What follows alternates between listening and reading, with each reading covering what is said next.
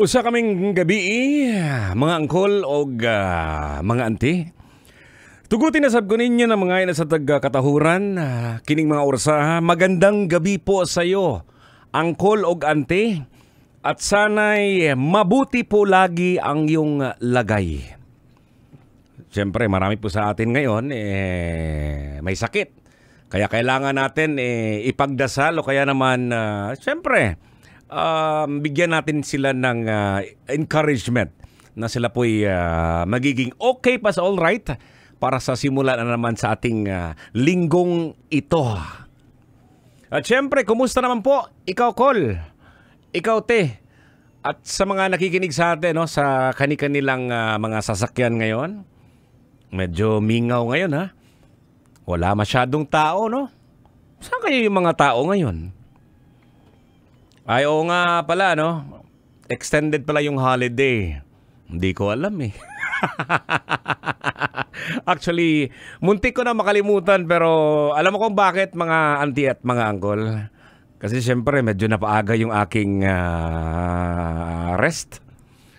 Oo, marami pong nag-abang, no? Marami pong salamat sa inyong pagdasal. Nung nakaraang linggo po ako, hindi po ako nakapasok simula nung Miyerkules. Huwebes, Biyernes dahil nga yung sakit na meron tayo. Isa sa mga dahilan siguro kung bakit hindi ako pumasok hindi na kinaya ng aking katawan. Kailangan magpahinga. At ang pangalawa po, ayoko pong manghawa po. Alam ko yan, no? Marami pong umiiwas sa atin sa mga taong may sakit kasi mahirap na. Pag nagkasakit kayo ngayon, unang-una, hindi kayo makapasok. Ano ba yan? Sick leave ba yan? May bayad ba yan? Okay, mas alright pag may bayad. Pero paano pag walang bayad? Pangalawa, yung gamot. Nako, mahal pa naman ang gamot, no? At napansin ko rin na last week na sa isang kilalang drugstore na kung saan medyo mahaba-haba yung pila. Akala ko nga merong enrollment eh. Grabe, mga sasakyan nakapila sa isang drugstore. Sabi ko, ay oo nga, siguro ang daming nagkakasakit. Kaya sa lahat ng mga may sakit ngayon, in Jesus' name, magiging mawala at magiging okay ka na. Ayan, at magandang gabi po din sa lahat po ng nag-extend ng kanilang day off dahil holiday, mga nakapagpahinga. At siyempre sa mga nakapaggala kasama niyong pamilya, okay yan, no? At least kahit papano nagiging balanse po ang lahat. So bukas ulit mga kabisyo. Kayod na naman bukas. Meron pa ng panahon ngayon. Sakyod muna.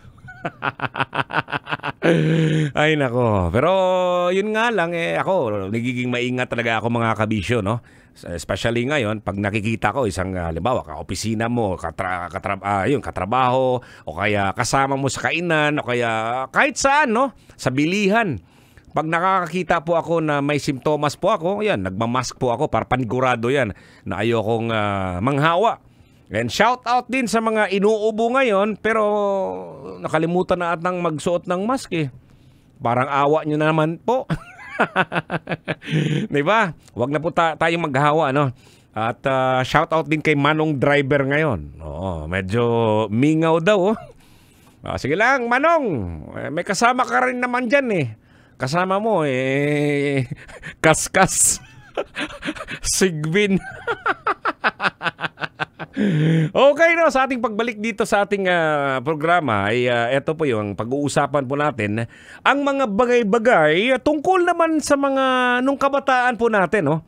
Yung laging pinag-aawayan ng mga magkakapatid. Ilan ba kayong magkakapatid? Oo, yung isa, sabihin sa akin ni Uncle, alam mo, Col, isa lang kami. Isang dosena. Yun yung mga dati, no? Okay, mas alright siguro pag maganon karami kasi yung mga gawaing bahay, nagiging hayahay pag marami kayo. O at least dinidivide yan, no? Hinahati yan. Alam ba, 12 kayo, divided by 12 ang paghuhugas ng plato. Pero pag kayo, 2, 3, may kanya-kanya mga gawain sa bahay yan. Diba? Tama! Tama! Kami magkakapatid, 4 po kami mga kabisyo. So, ako po yung bunso. Pag sinabi mong bunso, pag wala yung mga magulang, agoy! Yayay! Ikaw yung pagtitripan ng mga magkakapatid. Siyempre, ikaw tagahugas. Taga-igib ng tubig. Magkalos ng tubig sa kabilang bahay. Pastilan.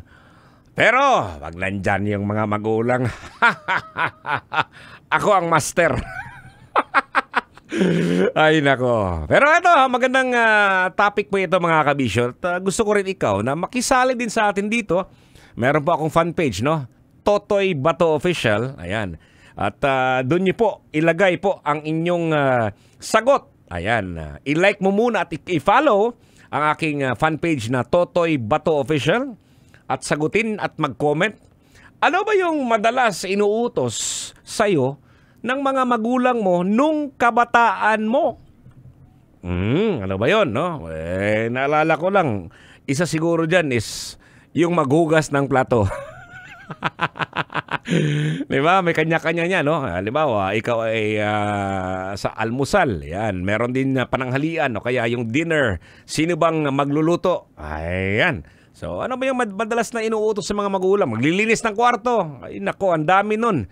So, I just want you to take part of this show till 12 midnight po tayo. Ako po si Totoy Bato. Sa mga 1970s siguro, no, marami pong nakaka-relate po dito. Oo, kasi marami pong inuutos yan, no? Especially yung mga nasa probinsya, nako. Inuutos yan sa mga, mga papa, mga tatay. Magbugha og kahoy. Oo, yung mga panggatong ba, alam mo yun, meron pong palakol yun, yung axe ba? Yung may tayo itak tayong ginagamit, magbugha og kahoy. Yan para mayroong pang gatong sa mga niluluto yan ng mga magulang. Ayan, no, sa dirty kitchen. Ang tawag diyan sa amin sa mga Bisaya, dapog. Di ba? So, ayun na, antayin ko po, no? Sa pagbabalik po natin, siyempre, ang ating FB Live po ng Love Radio o sa Love Radio Manila page. At ito pa rin ang inyong kasama, si Totoy Bato. Dito lang yan sa 90.7 Love Radio. So karon, okay pa sa all na tayo. At sana naman po ay ako po'y inyong samahan till 12 midnight. Dinhi lang sa 90.7 Love Radio. Yon!